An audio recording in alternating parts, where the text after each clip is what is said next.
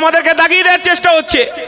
কখনো বলছেন যে দলের চেয়ারম্যান নওশাদ সিদ্দিকী তার দল বিজেপির দালাল, কখনো আবার বলতে চাই যে তৃণমূলের দালাল।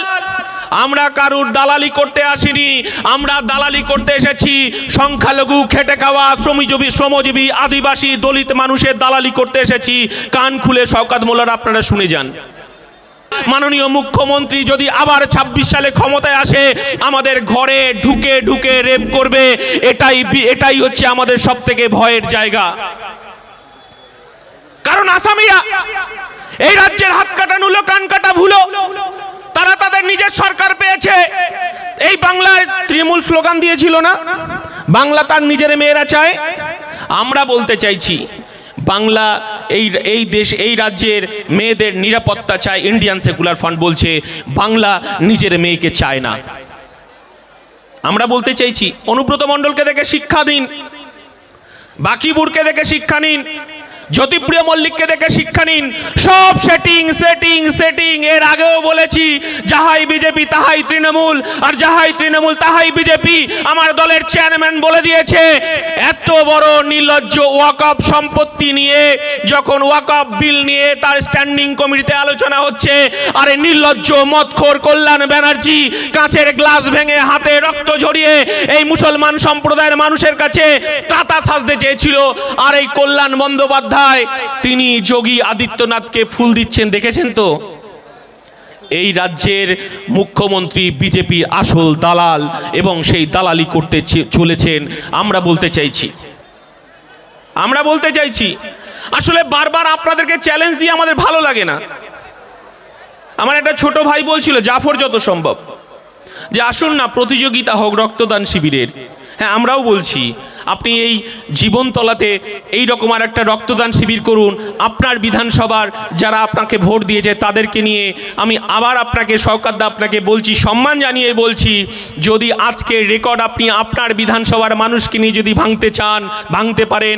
আমাদের রাজ্য কমিটির সিদ্ধান্ত নিয়ে মালেক দা আমার দলের চেয়ারম্যান আপনাদের বিধায়ক নওশাদ সিদ্দিকী আমি রক্তদান করতে যাব শওকত মোল্লার সেই রক্তদান শিবিরে।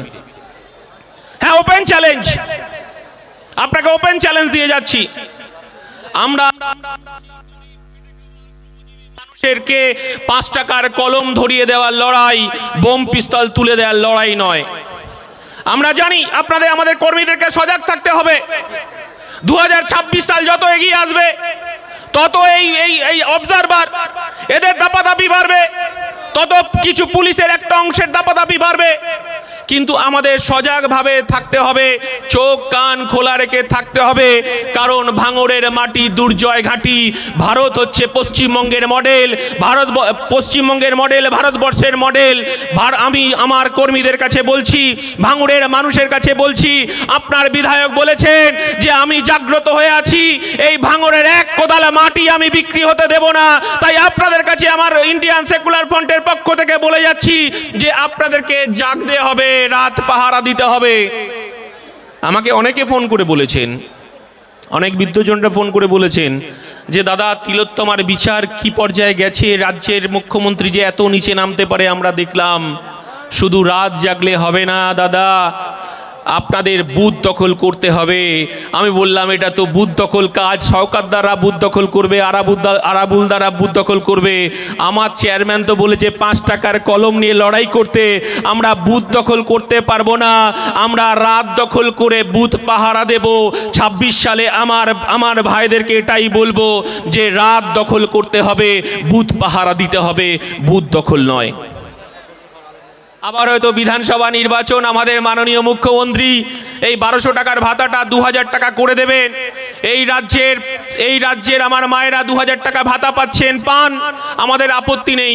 আমরা সেদিন রাজ্য কমিটিতে আলোচনা করছিলাম যে আমাদেরও কর্মসংস্থান ভাতার দাবি তুলতে হবে। আমার মায়েরা যাতে ৫০০০ টাকা করে তাদের কর্মসংস্থানের ব্যবস্থা করা যায় সেটা করতে হবে। বিধানসভা নির্বাচনের আগে আমার মায়েরা রাত জেগেছেন, রাত পাহারা দিয়েছেন, তারা ১২০০ টাকার ভাতা পান অনেকেই। অনেকেই পান না, যারা 1200 টাকার ভাতা পান তারাও বুকের কান্না চেপে রেখে তার বাড়ির যে রাজকন্যাটা স্কুলে যায়, যে রাজকন্যাটা আপনারা হোটেল ম্যানেজমেন্ট পড়ছে, তার রাজকন্যাটা যখন সে নার্সিং ট্রেনিং নিচ্ছে, তার বুকটা দূর দূর করে কাঁপছে। মমতা বন্দ্যোপাধ্যায় 1200 টাকা ভাতা দিয়েছেন, 1200 টাকা ভাতা হয়তো পেয়েছেন, তিনি রাত জেগেছেন। আমি জানি না তিলোত্তমার পরিবার এই ভাতা গ্রহণ করেন কিনা আমি জানি না, কিন্তু এই ভাতা দিয়ে আমার তিলোত্তমা বোনকে রক্ষা করতে পারেনি। সরকারি জায়গায় পুলিশ প্রশাসনের পাহারা দেওয়ার জায়গায় তাকে রেপ করা হলো, তাকে ক্ষতবিক্ষত করা হলো, তার শরীরে দানবের 113টা কামড়ের দাগ পেলাম, তাকে আমরা বাঁচাতে পেলাম না। আমরা বিচার চেয়েছিলাম মমতা বন্দ্যোপাধ্যায়ের কাছে, মমতা বন্দ্যোপাধ্যায় সেই বিচার দিতে পারলেন না। তিনি বলছেন মা মাটি মানুষের সরকার। আপনারা ভাববেন না, আমরা বলতে চাইছি আমার দলে, আপনার দলের চেয়ারম্যান, আমার দলের বিধায়ক হয়তো বলেছেন যে ভাঙড়ে আমি আগামী দিন জিতবো কি জিতবো না সেটা পরের কথা, লড়াই আমার জারি রাখতে হবে। কিন্তু আমি দলের জেনারেল সেক্রেটারি হিসেবে আপনাদেরকে বলি, রক্তের বিনিময়ে ভাঙড় থেকে আগামী দিনে পার্টি যদি আবার পুনরায় তাকে বিধায়ক পদের জন্য যদি লড়াইয়ের জন্য যদি যে ভাঙড়কে জায়গা করে দেয়, আমার বিধায়ককে, আপনাদের বিধায়ককে, আমার চেয়ারম্যানকে, তাহলে বুক চিতিয়ে লড়াইটা করতে হবে। কারণ সারা ভারতবর্ষে, সারা পশ্চিমবঙ্গের মানুষ নওশাদ সিদ্দিকীর দিকে তাকিয়ে আছে, ভাঙড়ের মানুষের দিকে তাকিয়ে আছে। ভাঙড়ের মানুষ 2026 সালে কি জবাব দেয় তার দিকে তাকিয়ে আছে। ইতিহাস তৈরি করতে হবে। ভারতবর্ষের বিজেপি সরকার, ভারতবর্ষের যে বিজেপি এবং তৃণমূল একযোগে কিভাবে কাজ করছে তার কথা শুনবো। আবার নতুন করে আগামী 26 সালে লড়াইয়ের জন্য তৈরি হব।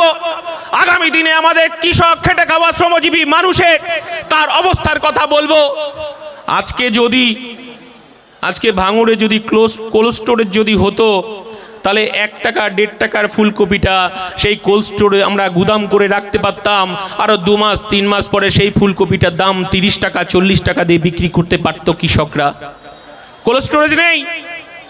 আপনার বিধায়ক বিধানসভায় গিয়ে চেঁচাচ্ছে, মাননীয় মুখ্যমন্ত্রী মাথা নিচু করে শুনছেন, আর তার চেয়ারম্যান তার হচ্ছে অবজারভার দাঁত ছাড়াচ্ছে। দেখ কেমন লাগে। কাকে চ্যালেঞ্জ দিচ্ছেন আপনি? ভাঙড়ের মানুষকে ভাতে মারতে চাইছেন? ভাঙড়ের মানুষকে, ভাঙড় জমি আন্দোলনের প্রথম সারিতে ছিল। ভাঙড়ের মানুষ আন্দোলনমুখী, কৃষক আন্দোলন দেখেছে। পেটে গামছা বেঁধে থাকবে ভাঙড়ের মানুষ, তবু দালালদের কাছে ভাঙড়ের মানুষ মাথা বিক্রি করে দেবে না। এটাই ভাঙড়ের পরিচয়।